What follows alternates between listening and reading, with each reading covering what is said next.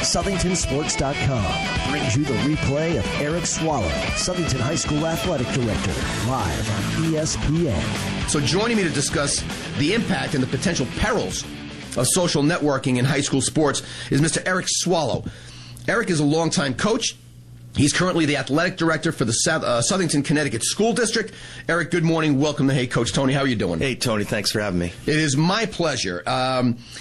Aside from your day-to-day responsibilities, Eric, my understanding is you also deal with many issues surrounding social networking as it affects the state of Connecticut in high school athletics. Do me a favor, before we get into this, could you please roll out this role that you play and what it means? Well, obviously, as a district administrator, and one of my main responsibility is maintaining over 1,000 student-athlete community, and we have to address multiple issues in terms of student accountability, students' actions on and off the field, specifically related to substance abuse. It could be related to what we're going to talk about, social media. That's definitely become a real primary issue, not just in my school district, but I know across the state and probably across the country.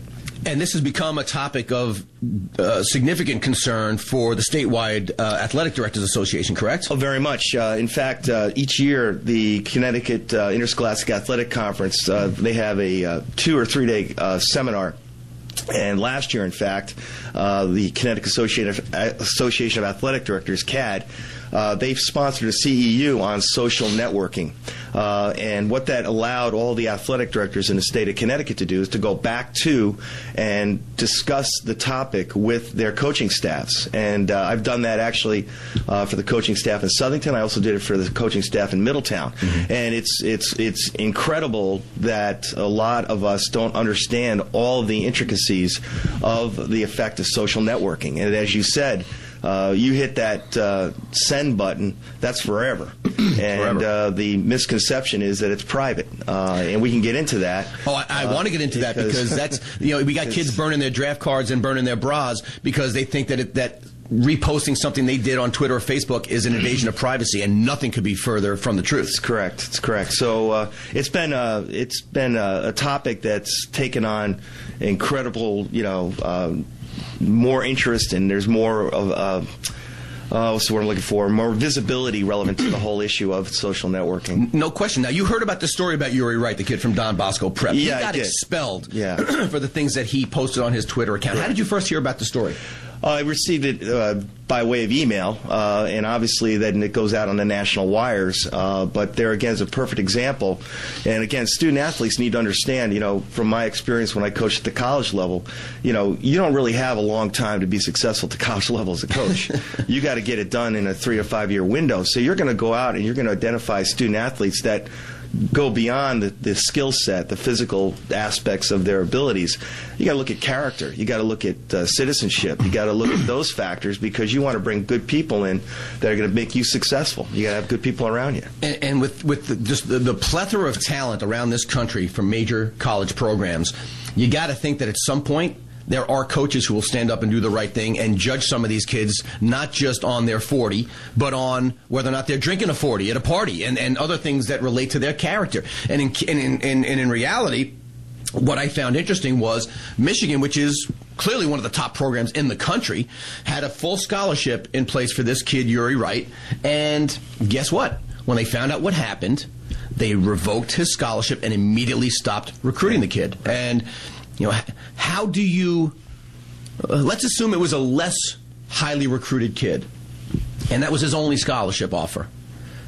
Two things could happen. One, all colleges may just say, I don't know if you ever saw the movie All the Right Moves with Tom Cruise. Yeah. You start getting blackballed, and that could clearly snowball where all coaches say, is it worth it? Do I want this to be the next Cam Newton who's going to steal a laptop when he comes to my school in Florida? Or that could be your only scholarship opportunity, and it's off the table. I mean, how do you try to get this through to the kids? Well, that's a great point, because one of the things that when I address student athletes that have been in a situation of a discipline issue, I give them that perspective. I said, if you have aspirations to play at the next level, you need to understand that the coaching community is a tight-knit, small community, more specifically even at the college level, because it's in that specific sport. Well, I can tell you that I get calls from college coaches, and they, like I said earlier, they go beyond what he can do in the 40 and how high he can jump. Hey, what kind of kid is he? And, I'm going to not do myself any service if I am not forthright and upfront or have any credibility moving forward. So I'm going to give any college coach a clear perspective of what they might be anticipating in recruiting that student athlete.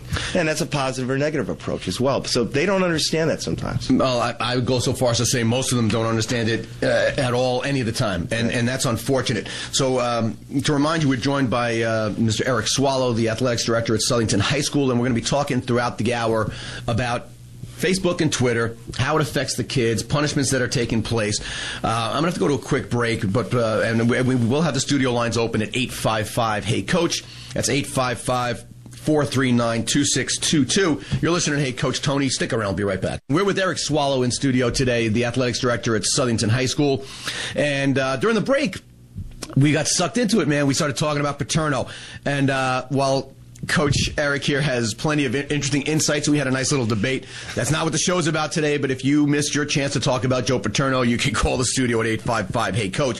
What we're talking about this morning is the effect that social networking is having on the athletic programs in general, whether it be coaches, players, or even parents in some of these cases. Question I got for you, Eric, is based on the fact that you've clearly recognized that there's an issue here. I have to assume that you're doing something to deal with it.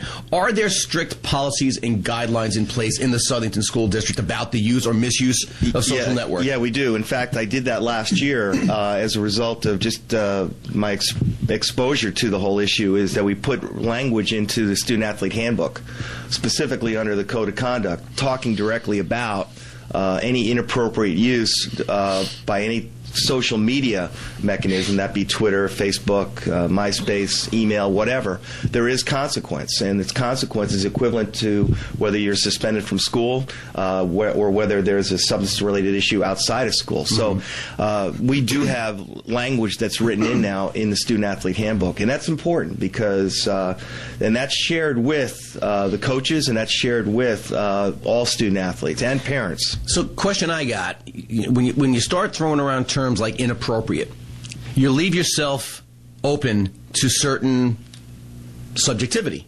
The fact is, what I think, and here's why I say this. For those of you who are up on my Facebook page at HeyCoachTony.com, there was a link to the actual tweets that this kid Uri Wright put out there that he got expelled for. I'll be honest with you. Do I think they were inappropriate? Yeah. Do I think they warranted the kid being expelled from school? In general terms, no. Now, Don Bosco Prep is a Catholic high school, and a private high school, so they do dance to a different tune. But I got to tell you, I really wondered if the kid needed to be expelled for exactly what was written. So, what's inappropriate? Well, I can't speak for other administrations. I know that our administration takes a very strong stand in terms of any type of cyberbullying.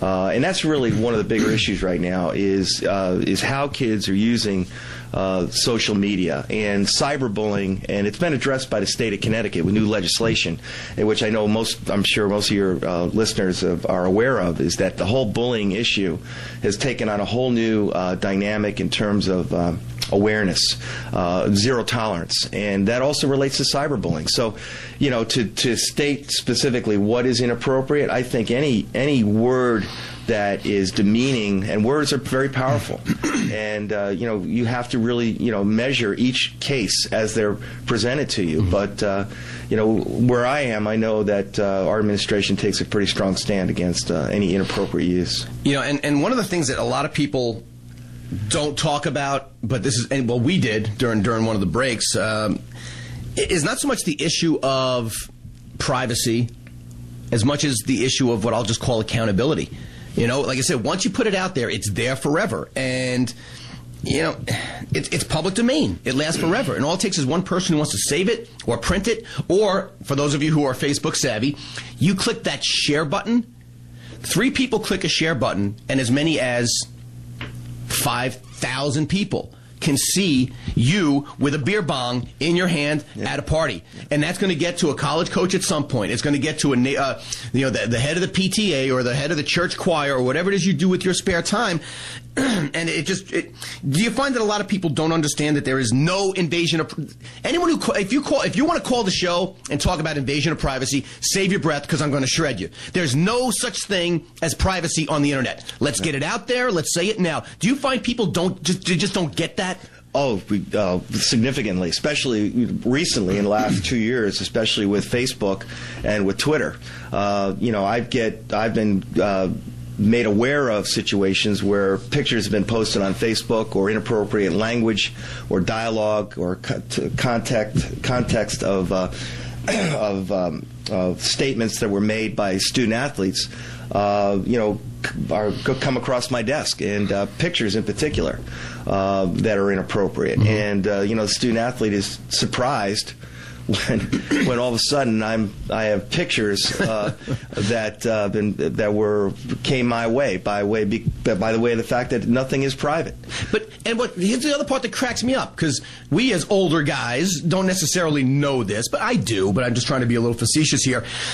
At this point in society, every knucklehead high school kid, and I mean every one of them, has a cell phone with a camera and or a video camera. Do you really think, if I was in your shoes as an athletic director, my message would be simple to the kids: just don't ever do anything wrong unless you're alone, because somebody is taking a picture and somebody wants to post that picture, and even if you're not the focal point of that picture, you're sitting there in the background of a photograph, not knowing you're being photographed, not wanting to be photographed, but you got that little trademark red plastic Solo cup in your hand. What is any teacher, AD, or coach going to think or infer, and by the way, act upon? Just stop being stupid. Yeah. It's proliferated to the point where nothing is private on or off of the internet, much less when you got a Facebook or a Twitter account. Now, I did get an email from Marty in Trumbull, and I wanted to get to this one. Remind you, the studio lines are open at 855-HEY-COACH. That's 855-439-2622. But I'll get to a couple of emails here. Marty from Trumbull writes in and says, "Hey, Coach Tony, kids, including myself at the time, have done and said some stupid things when given the chance. It's part of life's learning activities. Hopefully we/they have learned from them. True, now it's a little more global and instantaneous with long-term ramifications, but that is a fact that they need to accept. But hey, if adults aren't learning the ramifications, and many aren't, can we think the kids have a better grasp? It's what's done after the mistake that might be looked at. But since everyone has different levels of forgiveness, acceptance, and understanding, then it's never going to be easy. So if a school sets an internet policy, like we have at Trumbull High School, or a bullying policy, keep your eyes on this one because it has huge reach, and the kid violates it, it's hard for anyone to say, that's okay, you get another chance. And as for, quote, look down the road before you decide to do something stupid, thank God some do that better than others. But check out the latest on that super heavy-duty painkillers that NFLers were taking. They were told it could cause kidney failure. They took it anyway, and now reports are of at least 1 in 4-stage renal failure at 35. So stupid decisions, whether it's Twitter, Facebook, or painkillers, they are what they are. Marty, thank you for that email. 2 things I want to touch on this email that he said.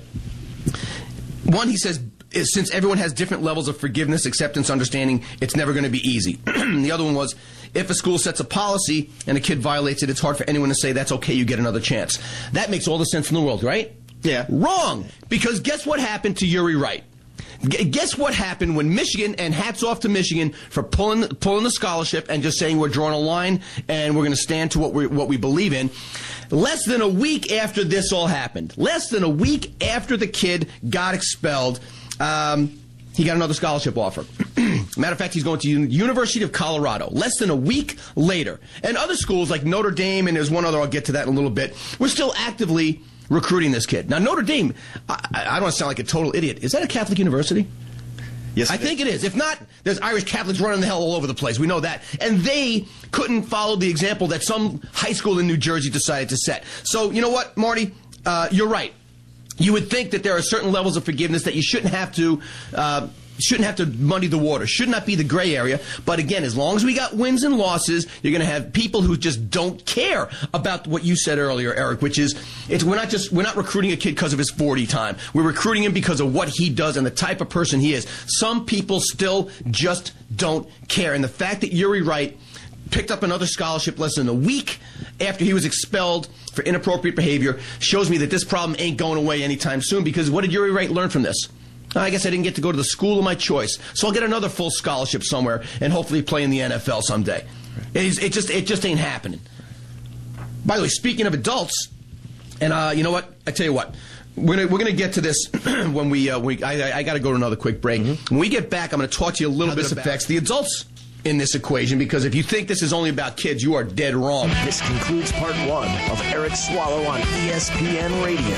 Click play to begin part 2.